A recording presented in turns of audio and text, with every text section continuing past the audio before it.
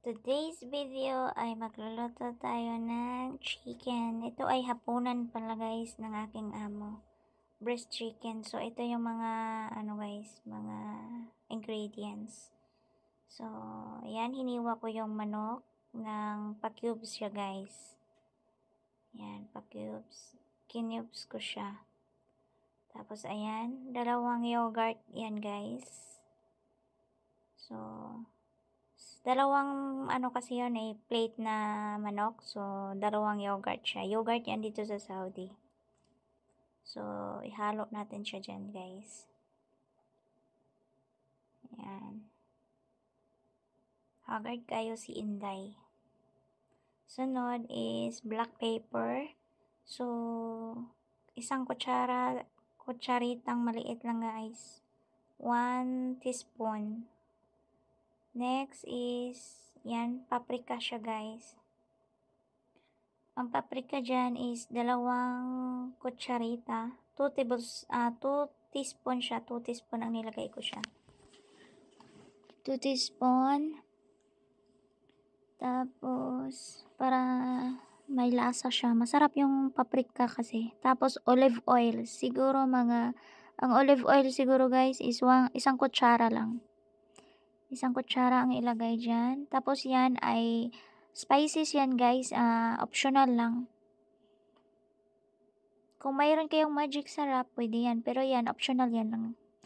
Kahit anong baharat or spices niyo ang meron. Basta pampalasa siya. Pwede. Yan is, kung wala kayong ganyan, pwedeng iba ang ipalit nyo. Pwede rin wala. So, next is, yan. Soya yan siya guys. Soya. Kung sa Pilipinas naman, kung mayroon kayong oyster sauce, pwede. So, ang ilagay mo lang dyan is, 2 kutsara ang ilalagay lang dyan, guys. Dinagdagan ko konti kasi nga, yung kutsara ay puno siya ng paprika. 2 tablespoon lang ang lagay ko dyan. Tapos, yung asin is, mga lang, guys. 1 teaspoon. 1 teaspoon yan. So, na-mix na siya guys. Ihalo natin lahat para makombine siya. Ihalo natin sa manok. Yan. Nahirapan ako mag-video guys kasi nga isang kamay ko hawak ko yung cellphone, yung isa naman naghalo-halo. So ayan. Nilapag ko, ayan pala yung easy, 'di ba? So ayan, ay i-marinate natin yan ng 30 minutes. I-cover muna natin siya ng plastic. Ayan natin ng marinate 30 minutes. So ayan, nilagay ko na siya sa lutuan. Marami kasi yung manok guys, kaya dyan ko siya nilagay. Non-stick pala yung guys, non-stick yung pinaglutuan ko para hindi siya nasusunog.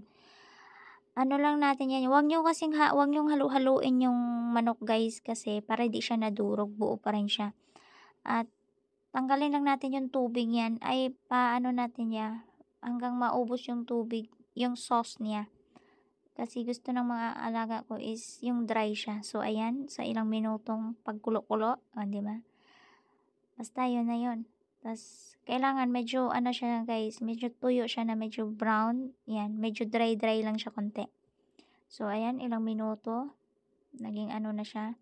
Luto na yan guys, yung manok. Kasi breast chicken, madali lang. So, ayan na siya. So, ayan, ready to serve. Happy eating!